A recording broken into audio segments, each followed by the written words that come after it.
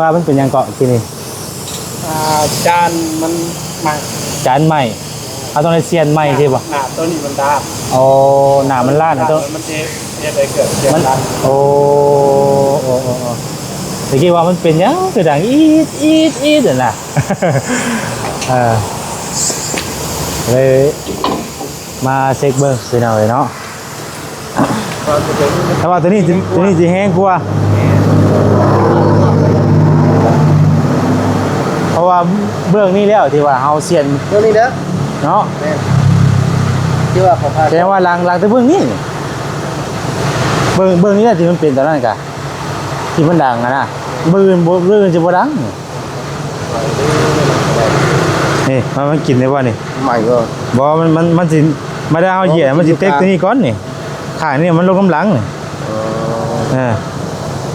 บ่ได้กันหน้าตอนนั้นบ่เที่ยงนะเนาะ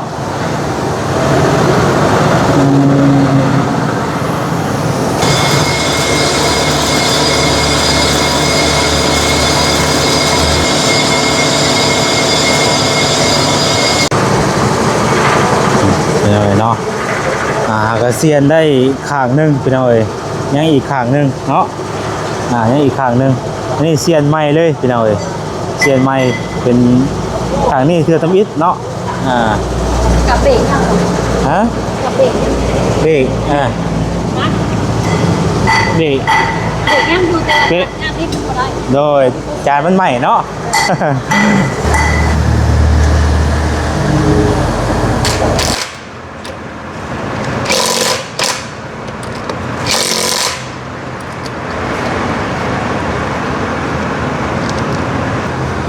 พี่น้อยเนาะตอนนี้เพื่อนก็ประกอบได้ขังนึงแล้วเนาะยังอีกขังนึงวันนี้พี่น้อยเซียนใหม่เนาะก็ปัดเลยดูนะอุ้ยคันกุ๊บ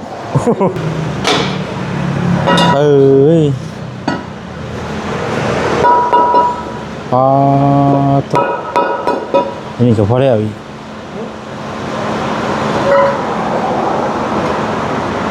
เดี๋ยวบางแก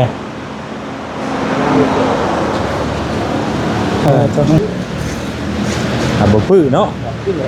โหดเลยดิปิ้งโลดบ่พื้ที่ถามแล้ววันหายจ้อยดิเดี๋ยวเลยอ๋อ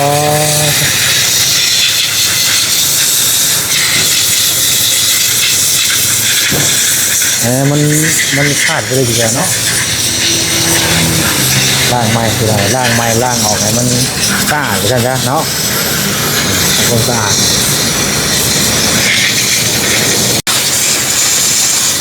โอ้โหแบงเป็นเมื่อไรกันรอรถนะใส่ปิ้งให้สิ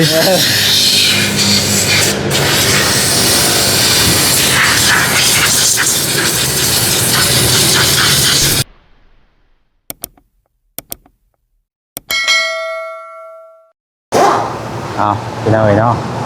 สบายดีเด้อพี่น้องเด้อเนาะสบายดีพ่อแม่พี่น้องวัดสุขสู่คนพี่น้องเลยพ่อกับซ่องวอแซงขึ้นเต้าเอารถเข้าห้านอีกแล้วพี่น้องเลย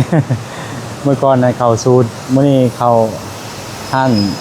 เซ็กอีกแล้วพี่น้องเลยเนาะพอดีว่าเบรกมันดังพี่น้องเนาะเบรกดังเวลาเขาเบรกสินะมันจะดังอีดเลยว่ามันถืออาจจะไหนหรอกเนาะพอดีเขาแบบกังวลใจที่นะเวลาเขาเบรกเขาอย่างน่ะมันดังอีกก็เลยมาให้เพิ่นเซ็กเบิ้งเนาะว่ามันเป็นน้ำสาเหตุยังนี่แหละเบรกมันก็ยั่งอยู่อะไรพี่หน่อยเพราะว่าทางมอเตอร์ไซค์กำลังเปลี่ยนนี่แหละกำลังเปลี่ยนโดยอันสร้างว่ามันเป็นยังเกาะที่นี่จานมันใหม่จานใหม่เอาต้องในเซียนใหม่ใช่ปะหนาตัวนี้มันด้านโอ้หนามันล้านนะต้องมันอะไรเกิดเสียงดังโอ้ตะกี้ว่ามันเป็นยังคือดังอีดน่ะเลยมาเช็คเบิ้งสิหน่อยเนาะเพราะว่าเข้าไปซูนย์ก็ให้เพื่อนเช็คเบิ้งกับเพื่อนก็ยังว่าเพื่อนก็ว่ามันยังยูเบรกสินะตอนแรกนะพ่อแจงเป็นว่าเบรกมันเบิด เนาะบัดนี้น่ะมาเพิ่นว่ามันยังอยู่ว่าซั่นน่ะ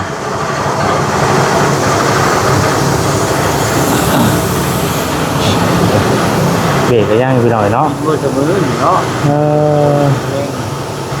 บ่เบรกหากมันก็ยังหลายอยู่น่ะนี่เห็นบ่นี่มันคือกับมันเป็นน้ำมันน้ำเบรกราคาถึกหรือบ่เนาะมันก็เลยเฮ็ดให้จานใหม่เนาะพอมันมีเยื่อเล็กลายเด้ว่าเว้ยนะล่างใหม่เพราะว่ามันสิเป็นอีกเลยว่ะเพราะว่าเบรกน่ะนี่ยังอยู่น่ะถ้ามันมาฮอดตัวนี้ผมปกติมันมาฮอดตัวนี้มันจังดังแหละโอ้เบรกราคาถูกไปหน่อยเนาะราคา1,700มันก็เลยเฮ็ดให้จานนี้ไหมว่าต้องเปลี่ยนเบรกออกบ่ บ่เปลี่ยนก็ได้ ยังบ่ เปลี่ยนให้มันกินมือกัน ฮะ นี่เพิ่นว่ามันกินบ่เสมอนี่มันสิเป็นติดกว่าตัวนี้มันกินบ่เต็มหน้าได้ว่าเนี่ย จานมันบ่เที่ยงบ่ ว้าเนี่ยเพิ่นว่ามันขึ้นบ่เสมอว่าจ้ะ อ๋อนี่เนาะนี่ตัวนี้นะมันก็หาอยู่เนาะ แม่นแต่ว่าตัวนี้มัน แต่ว่าตัวนี้สิแห้งกว่า แม่น เพราะว่าเบื้องนี้แล้วที่ว่าเฮาเสียน ตัวนี้เด้อ เนาะ แม่นที่ว่าเขาพา แสดงว่าล้างแต่เบื้องนี้เบื้องนี้แหละที่มันเป็นตอนนั้นกะที่มันดังอะนะเบื้องจะบ่ดังนี่มันกินได้บ่นี่ ใหม่ก็ บ่มันสิมาได้เฮาเหยียบมันสิเต็กตัวนี้ก่อนนี่ข้างนี่มันลงกำลังนี่บ่ได้กันหน้าตอนนั้นบ่เที่ยงอะนะเนาะ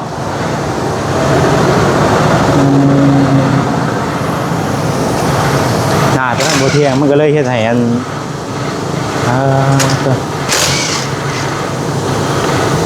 ปกติเบรกมันก็ยังอยู่น่ะยังหลายถ้าฮอดพี่ได้มันจังเบิดน่ะถ้าใกล้ได้ช่วงยามฝนนี่ถือว่าเบิดนี่เนาะยามฝนจะได้เปลี่ยนอีกนี่เพราะฮอดนี่มันเปลี่ยนได้นี่ฮอดเล็กตัวนี้ตัวนี้จะเป็นตัวเตือนปกติกับฮอดตัวนี้มันจังดังนะ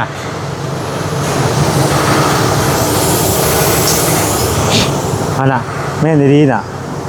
นี่สาเหตุที่มันดังเนี่ยตัวนี้ดังนี่เบื้องนี้แต่เบื้องนั้นบ่ได้ดังแต่เบื้องเพราะเบื้องนั้นยังปกติได้ยังบ่ได้เฮ็ดหยังได้ตัวนั้นน่ะเพราะว่าเฮามาเซียนเบื้องนั้นน่ะ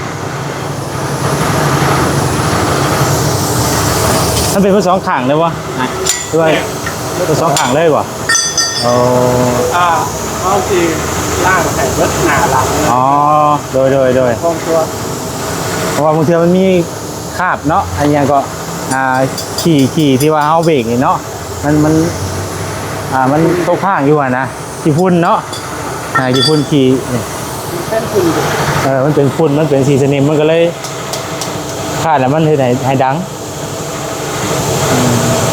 ก็จะล่างออกไปหน่อยเนาะล่างออกให้มันแบบว่าให้หมวยมันมีอย่างที่นะว่าแล้วกันอ๋อไปหน่อยเนาะซื้อเครื่องเตรียมรถนะซื้อเครื่องเตรียมรถอยู่ล่ะไปทันหัวเฮาพุ่นนี่ ไปทันอยู่แหละอันเดียวเนาะเป้าหมายเดียวมื้อนี้พี่น้องเอ้ยเนาะก่อนไปกันที่ได้มาก่อนไปรถเช็คบ้านซะก่อนพอเพิ่นเอาออกไปได้นี่เป็นจานใหญ่ดีโตที่ว่ามันดังนะคือเบิ่งนี่ดัง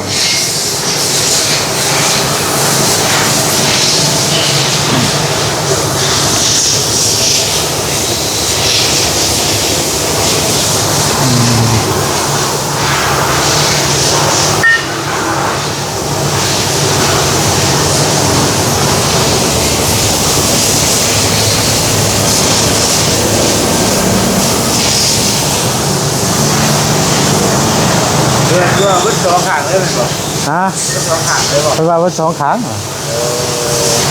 หากเบิ่งนั่นน่ะเบิ่งก่อนมันก็ค่อยว่าอย่ามันสาเหตุมันเป็นน้ำเบรกไปจักร้องว่าไปให้กังวลใจเพราะว่าทุกก้อนน่ะค่อยเปลี่ยนเบรกน่ะราคา3 ล้าน9โหเด้นี่อันนี้1,700 บาทนี่บ่ไอ้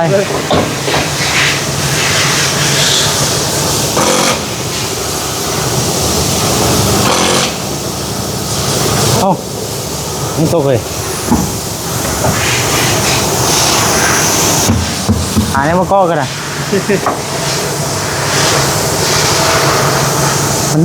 มันรุดเนาะหาเนี่ยมาก้อเอาใหญ่ เอายังมาบ่ บ่อนั้นมันตกเลย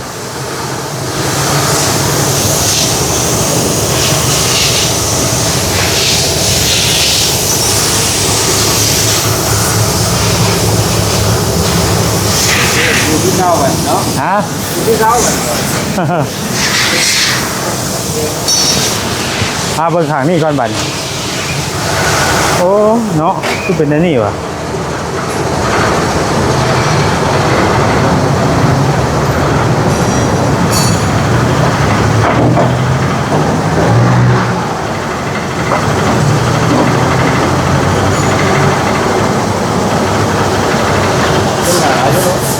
ฮะเบรกอะนะเบรกยังยุบเบรกนะ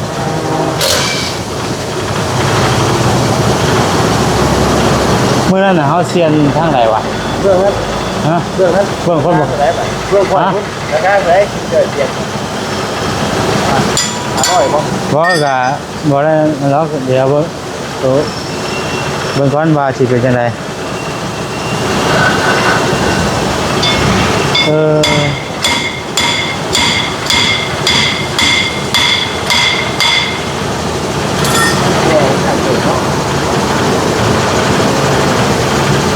มันใหม่ดิ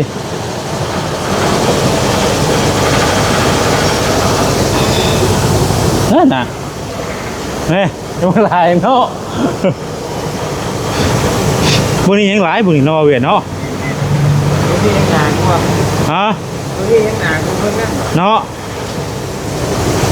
ยังหลายอยู่นะโอ้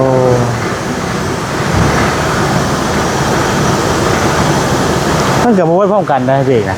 บ่ได้ไว้พร้อมกันสุดท้ายยังนักข้างนั่นเลยบ่ฮู้ว่ามันเป็นได้ใดนักแต่ข้างเดียวแล้วถ้าเบิ่งข้างหลังเนี่ยบ่เคยถอดมันเทื่อ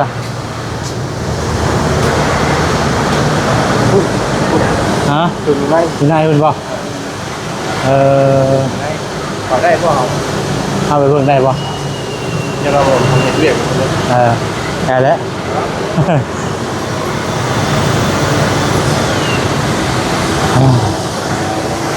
เดี๋ยวไปเบิ่งก็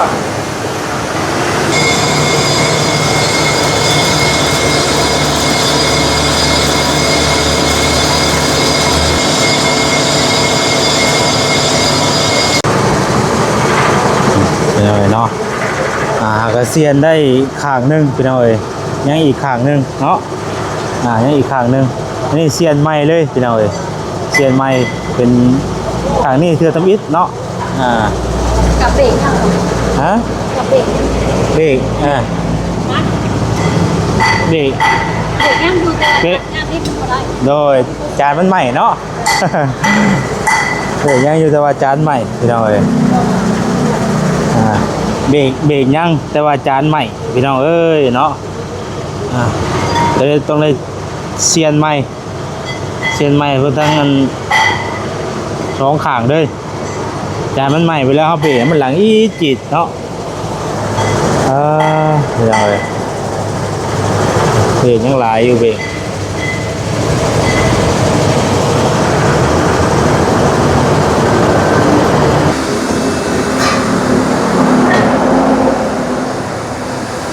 กระเซียนได้ข้างหนึงพี่น้องเลย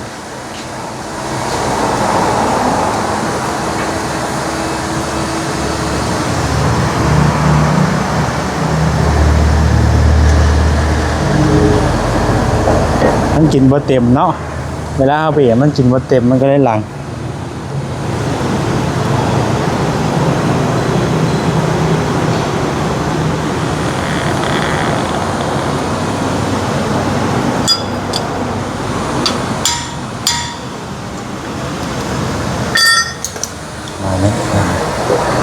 สร้างเป็นประกอบกระเซียนแล้วข้างหนึงยังอีกข้างหนึงเด้อพี่น้องเด้อเนาะ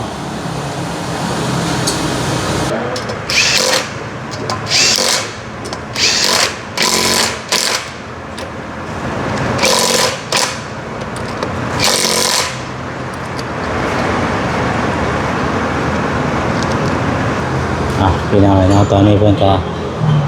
ประกอบได้ขังหนึงแล้วเนาะยังอีกข้างหนึงวันนี้พี่น้อยเซียนใหม่เนาะก็ถ้าเบิ่งว่ามันจะดังบ่โอ้ยเนาะ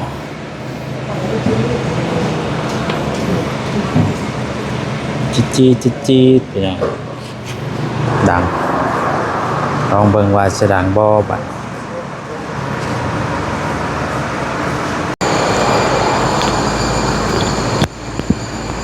ประกอบล้อที่2ต่อพี่น้องเอ้ยเนาะล้อที่2ก็เสียนเรียบร้อยแล้วบัดนี้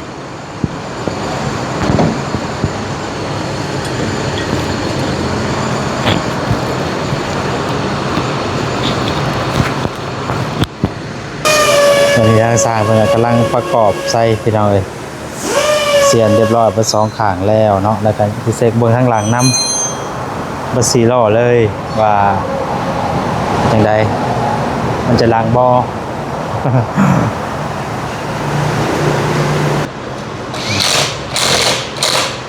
แห้งอีเนาะเครื่องนี่ก็เนาะก่อนแค่นึงก่อนเนาะโอ้บ่ธรรมดา ใจ บ่ขอยยอมแวดได้นี่แหละคนนี่เนาะอ๋อ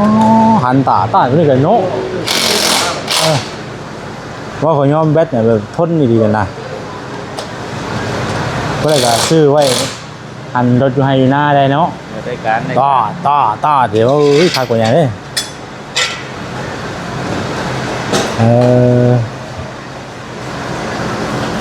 สิเรียบร้อยพี่น้องเลยเนาะถ้าได้จานไหมเสียเลื่อยกับบ่ไหวกันได้เนาะเบิดได้แบบนี้พี่น้องเลย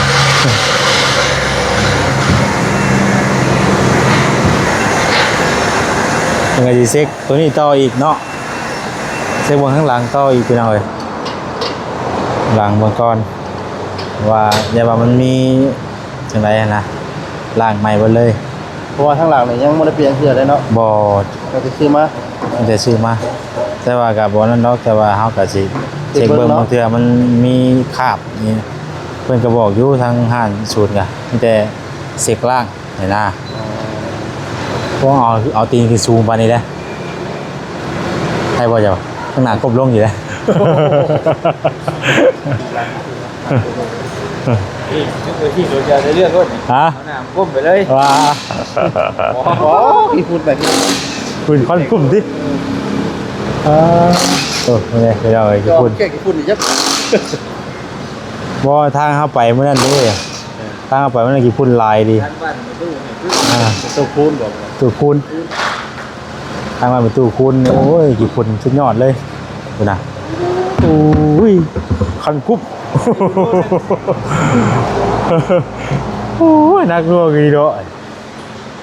คันกุ๊บไปเลย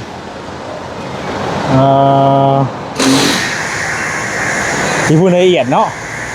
กี่พุ่นละเอียดละอองแห้งดี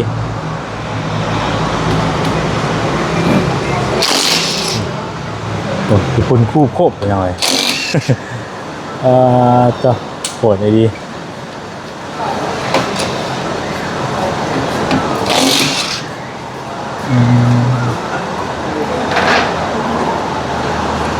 เป็นที่ใครเซ็กเบิ้งเบรกทางดังน้ำพี่น้องเพราะว่าทางหน้าเนี่ย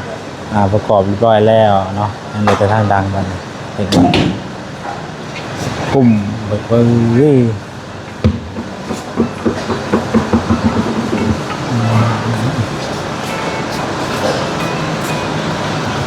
ขีดินละเอียดอ่อนแห้งดีพี่น้องเนาะก็ทุกคนไปบ้านในตู้แล้วทุกคนแบบละเอียดคักก็ดีมันจนบ่ออกเนาะ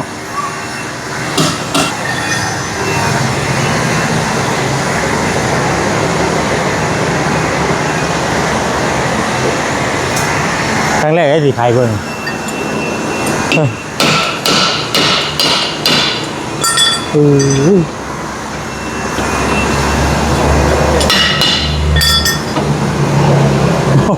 แน่เลยดิ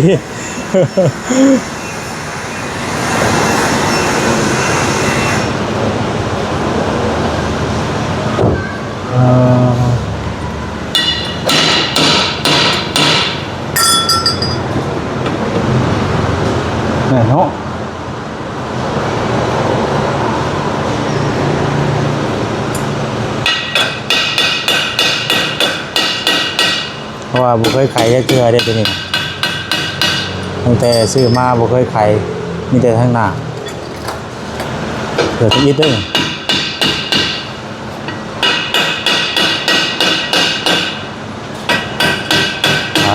ใช่คนใช่เนาะ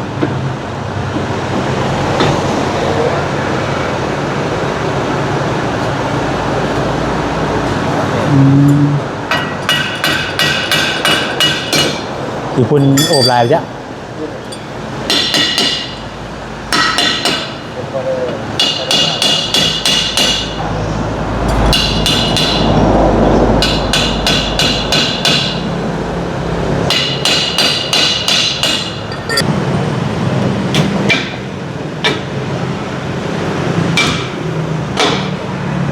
เอ้ยพอตกอันนี้ก็พอแล้วอีก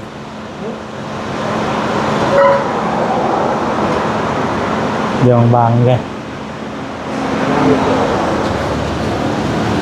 มันบ่หลายได้นี่เนาะยังได้บ่จำนี่ที่ว่ายังไง น้อยเนาะเป็นห้อย เป็นห้อยกันบ่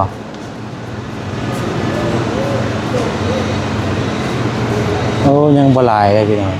ยังเดียวบาง บาง ๆ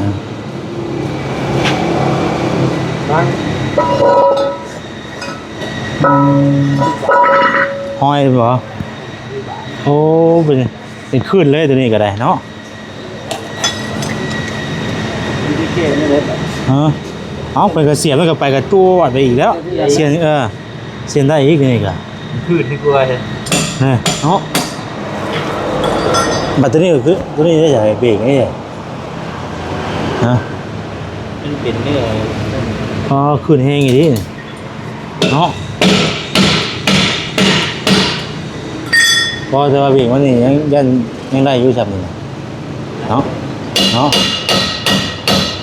ทำมันจะเบิดได้เลย มีตัวกาเป็นมันนี่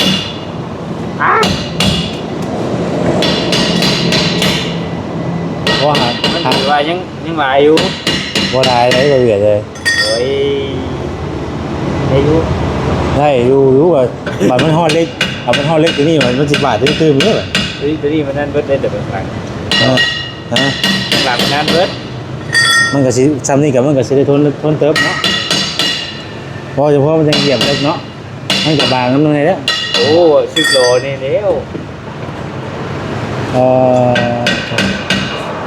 นี่บ่อน้ำมันเลยนะ แต่ปั๊ม เป่าน้ำมันได้เนาะ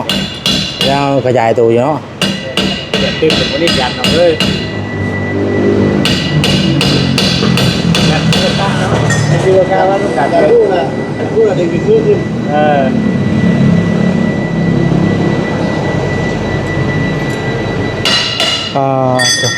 แกเป็นเซียนใหม่ก็แล้วเด็กอะแต่มันขึ้นยังบางแต่ ตามผมสบายได้ค่ะ ฮะ สบายได้หรือเปล่า มันบางก็ยังได้อยู่นี่นะเบรกมันนี่นะกะเป็นเนาะยังบ่หักจะเบิ้ลแล้วหัก สบายได้ค่ะเปลี่ยนก็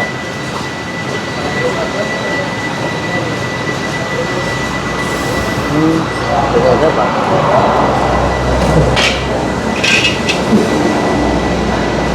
เสียงใหม่มาเบิ่งนั่นก่อน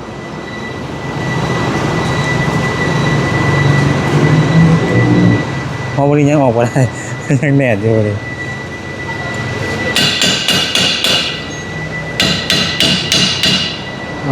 แดดอยู่เดียว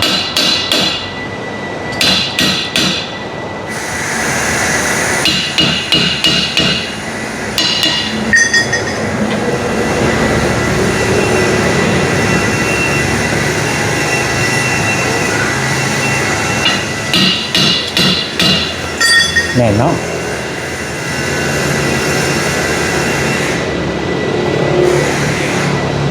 พี่น้องเอ๋ยเนาะ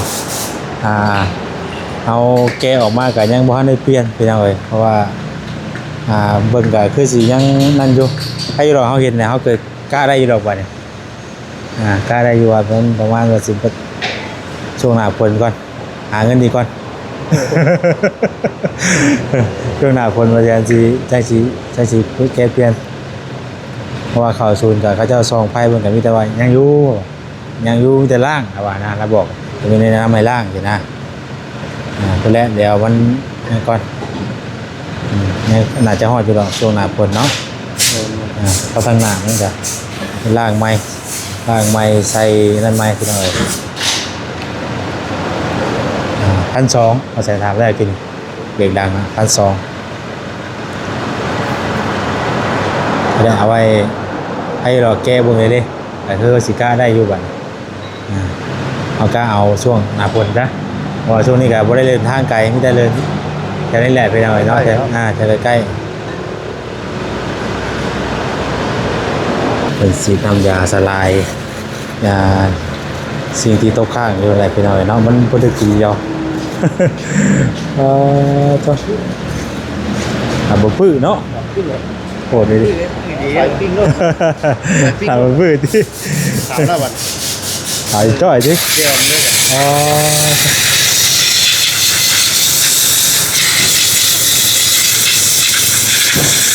อ๋อมันขาดไปเลยทีเดียวเนาะล่างไม้คืออะไรล่างไม้ล่างออกให้มันสะอาดไปใช่ไหมเนาะคนสะอาด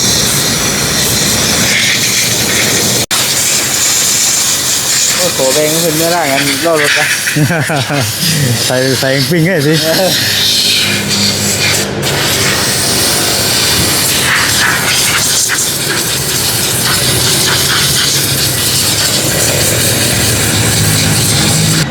พี่น้องไอ้น้องป้าเป็นล่างของไม้เลยโอ้ใส่ปิ้งเลยบาทเนี่ยเนาะไม่เห็นตัวเลขเลยอาจจะห่อดอยู่ยามฝนล่างมันล่อที่ซองเป็นยังไงเนาะแล้วข้างหน้าเนี่ยมันประกอบเรียบร้อยแล้วยังแต่ข้างล่างบันล่างออกแล้วกับเนาะใส่ปิ้งเลยบาทเนี่ยพอดี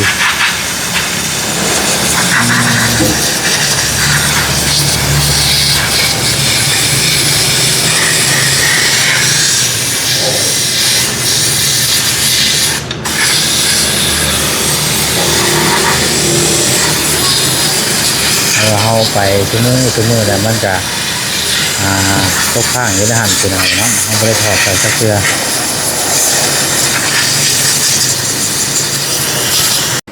โอเคพี่น้องเนาะกาทางบ่าวแสนจะได้ขอตัวจบคลิปไว้สำนีก่อนเด้อพี่น้องเด้อเนาะเพราะว่าตอนนี้เพื่อนกับพักเที่ยงกินข้าวเนาะทางสร้างเพื่อนพักเที่ยงกินข้าวแล้วก็จะได้เอาตัววันว่าทั้งหน้าทั้งหลังนี่ไปเซียนไม้อีกพี่น้องเนาะสรุปแล้วเซียนทั้งเบิด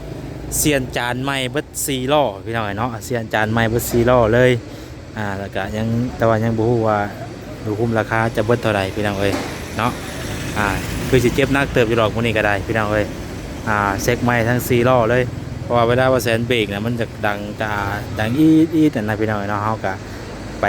เดินทางไปทางใดก็ยังกังวลใจอยู่สินะเนาะก็เลยเอามาเซ็กมาเซียนไม้พี่น้องเอ้ยเนาะเสียเงินอีกแล้วพี่น้องเอ้ยเนาะ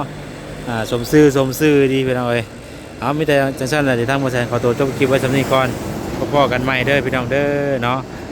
ฝากเป็นกำลังแรงใจให้แล้วก็ท่านใดที่ว่าเขามากเป็นกำลังแรงใจให้แน่พี่น้องฝากพี่ก็น้องก็ได้กดแชร์กดติดตามให้แน่แล้วก็เบิ่งโฆษณาให้ได้พี่น้องเด้อเนาะพอได้เงินค่าซ่อมรถพี่น้องเอ้ยเนาะเอาฝากเป็นกำลังใจให้แน่พี่น้องเอ้ยอยู่ดีมีแห้งวัดสุขุสุขคนเด้อพี่น้องเด้อสบายดี